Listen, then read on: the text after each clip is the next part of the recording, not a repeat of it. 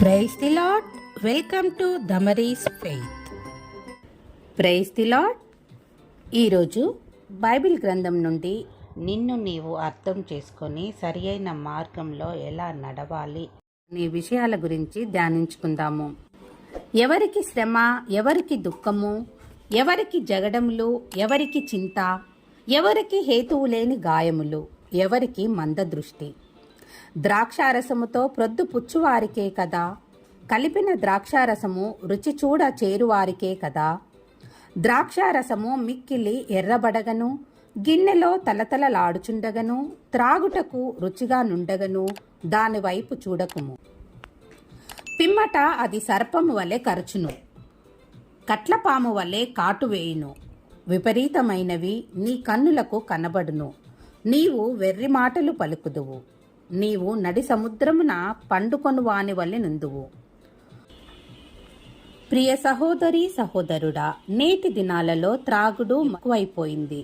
ముఖ్యంగా యవనస్తులు చాలా ఘోరంగా వీటికి బానిసైపోయారు. త్రాగి వాహనాలు నడపడం, యాక్సిడెంట్లు అవ్వడం జరుగుతుంది. పట్టణాలలో ముఖ్యంగా మెట్రోపాలిటిక్ సిటీల్లో యువకులతో పోటీగా యువతులు కూడా సాతానుకు బానిసైపోతున్నారు. అయితే ఎందుకంటే అది దేవునికి అసహ్యమైన క్రియ. మోసపోకుడి, జారులైనను, త్రాగుబోతులైనను, దూషకులైనను దేవుని రాజ్యమునకు వారసులు కానేరరు అని 1 కొరింథీ 6:9-10 వచనములలో వ్రాయబడి ఉంది. మొదటగా శ్రమ. తన దేహాన్ని తనే శ్రమ పెట్టుకుంటున్నాడు, తమ కుటుంబాన్ని కూడా శ్రమ పెడుతున్నాడు. దాని వలన దుఃఖము, అశాంతి, కారణం లేని జగడాలు. ఎందుకంటే త్రాగేసి ఏం మాట్లాడుతున్నారో వారికే తెలియదు. అనుకోని యాక్సిడెంట్స్ వలన వాళ్ళకి జరిగే ప్రమాదం అతి భయంకరమైనదిగా మనం ఈ రోజుల్లో చూస్తున్నాము. నీ ఆరోగ్యం పాడు చేసుకుంటున్నావు, నీ కుటుంబాన్ని కూడా బాధ పెడుతున్నావు. త్రాగుబోతులు దేవుని రాజ్యంనకు వారసులు కానేరని తెలుసుకో. కొందరేమంటారంటే త్రాగకూడదని బైబిల్లో ఎక్కడుంది అని అడుగుతారు. వారు బైబిల్ చదివితేనే కదా తెలుస్తుంది, ఎక్కడ వ్రాయబడిందో తెలుస్తుంది. వచనాలు. ఇంకొందరు ఏమంటారంటే, మరి పౌలు గారు తిమోతి గారికి పత్రిక వ్రాస్తూ నీ కడుపు నొప్పి కోసం ద్రాక్షారసం తీసుకోమని వ్రాసారు కదా అని అడుగుతున్నారు. అయితే ప్రియ బిడ్డ, దైవ వాక్యాన్ని సరిగ్గా అర్థం చేసుకోవాలి. కలిపి చెరపకూడదు, నీకు అనుకూలంగా మలుచుకోకూడదు. 1. ఇక్కడ ద్రాక్షారసం అంటే వైన్, అంటే ద్రాక్ష పళ్ళ నుండి తీసిన రసం డైరెక్టుగా త్రాగమని అర్థం. దానికి ఈస్ట్ కలిపి పులియబెట్టిన తర్వాత త్రాగమని కాదు. ప్రస్తుతం చాలామంది చేస్తున్న పని ఇదే. వేళ మత్తులో మూలుగుతున్నారు. తల్లిదండ్రులు తమ పిల్లలను మంచి కాలేజీలో అడ్మిట్ చేస్తున్నారు. తర్వాత వారు ఎలా ప్రవర్తిస్తున్నారో పట్టించుకోవడమే లేదు. మరి ముఖ్యంగా వాళ్ళ కోసం మోకాళ్ళ మీద కన్నీటితో దేవునికి ప్రార్థన చేయడం లేదు. ఫలితంగా సాతాను మీ పిల్లలను ఈ లోకాశల మీదకు మళ్లించి నాశనానికి తీసుకొని వెళ్ళిపోతుంది. కాబట్టి నేడే నీ మత్తు వదిలి యేసయ్య పాదాల దగ్గరకు రా. మానేద్దామని అనుకుంటున్నా, మానలేకపోతున్నా అని కబుర్లు చెప్పకు. యేసయ్య పాదాలను నీ కన్నీటితో కడుగు. వెంటనే నీకు దేవుడు వాటి మీద అసహ్యాన్ని కలిగిస్తాడు. అప్పుడు నీవు సంతోషిస్తావు. నీతో పాటు నీ కుటుంబం, సమాజం, మంచి పేరు కూడా వస్తుంది. చివరకు పరలోక రాజ్యాన్ని కూడా పొందగలుగుతావు. దాన్ని మానేయడం వలన నీకు శాశ్వతమైన ఆనందాన్ని నీవు పొందగలుగుతావు. శాశ్వతమైన దేవుని ప్రేమను నీవు పొందగలుగుతావు. దేవుని ప్రేమను రుచి చూచినప్పుడే నీవు ఆ ప్రేమ యొక్క విలువను గ్రహించగలుగుతావు.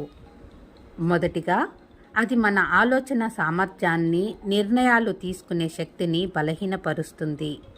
ఇక రెండవదిగా అతిగా తాగితే హద్దులు మర్చిపోతాము. మూడవదిగా దానివల్ల పేదరికం వస్తుంది, పెద్ద పెద్ద రోగాలు కూడా వస్తాయి. నాలుగవదిగా అతిగా తాగడం, తాగుబోతుతనం దేవునికి బాధ కలిగిస్తాయి. ఒక కవి ఈ విధంగా రాశాడు: రంగురంగుల సీసాలో విషపు చుక్కలు దాగున్నాయి, పొంగుతుందని భ్రమసిపోయి పొరపాటు పడకోయి, మొదటి ముంత మంచుకుందని మురిసిపోకోయి, మలిముంత మత్తుగుందని ముచ్చట పడకోయి, ఆఖరి ముంతే అనుకుంటూ ఆశ పడకోయి, కొసకు కొంపముంచి నిన్ను కొల్లగొట్టునోయి. తనువునంతా తింటుంది తన్నేదాకా తెలియదండి, తాలిబొట్లు తెంపుతుంది ఉన్నదంతా ఊడుస్తుంది, కొన్నదంతా అమ్ముతుంది కొంపలెన్నో ముంచుతుంది, మనిషిగా చంపేస్తుంది. మానవత్వం మరిపిస్తుంది, మృగతత్వం మొలిపిస్తుంది, కఠినత్వం కోరుకుంటుంది. విజేత ఎప్పుడూ విజయాలతో నిర్మింపబడతాడు, తన విశ్వాసాన్ని నిరంతరం నిలబెట్టుకోవటం ద్వారా తయారవుతాడు. ఏదైనా వస్తువు నీ నుంచి చేజారిపోతే అది పోయిన చోట దొరకవచ్చేమో కానీ నమ్మకం మాత్రం పోయిన చోట దొరకదు. తాగిన కొద్దిసేపటి వరకు మనకు హాయినిస్తుంది, కొంచెం సంతోషాన్ని ఇస్తుంది అనుకొని దానికి బానిసగా మారి తమ ఆరోగ్యాన్ని సైతం కోల్పోతున్నారు. మన యొక్క విలువైన ఈ దేహాన్ని కాపాడుకుందాము. త్రాగడం నీకు ఆనందం కావచ్చు, కానీ అది నీ కుటుంబానికి విషాదంగా మారుతుంది అని నువ్వు గుర్తుంచుకోవాలి. మరి నీకు తాగి చివరకు మిగిలేది ఏంటి? ఒక్కసారి ఆలోచించు. ప్రపంచానికి నీవు ఒకే వ్యక్తివి, కానీ నీ కుటుంబానికి నువ్వే ప్రపంచం. నీకు ఏమైనా జరిగినప్పుడు నీ కుటుంబం అంతా బాధపడవలసిన పరిస్థితి ఏర్పడుతుంది. మందు స్మూత్గా ఉంటుందేమో, కానీ దాన్ని తీసుకున్న తర్వాత నువ్వు డ్రైవింగ్ చేస్తూ ఆ యొక్క డివైడర్ మాత్రం చాలా స్ట్రాంగ్గా ఉంటుంది. దానివల్ల నీకు ఎంత పెద్ద ప్రమాదం జరుగుతుంది, నీ కుటుంబానికి ఎంత తీరని లోటు కలుగుతుంది అనేది ఒక్కసారి ఆలోచించు. అలవాట్లు అదుపులో ఉంటేనే జీవితం అదుపులో ఉంటుంది. అలవాట్లు హద్దు మీరితే జీవితం అదుపు తప్పిపోతుంది. మరి మన అలవాట్లు ఎలా ఉన్నాయో మనల్ని మనము పరీక్షించుకోవాలి. జీవితం మొదటి సగం డబ్బు పిచ్చిలో పడి లేనిపోని జబ్బులు తెచ్చుకుంటూ ఉంటాము. ఇంకా రెండవ సగం ఆ జబ్బులు నయం చేసుకోవడానికి ఉన్న డబ్బును తగలేస్తూ ఉంటాము. అది తాగడం వల్ల మనకు కలిగే సంతోషాన్ని గురించి ఆలోచించకండి.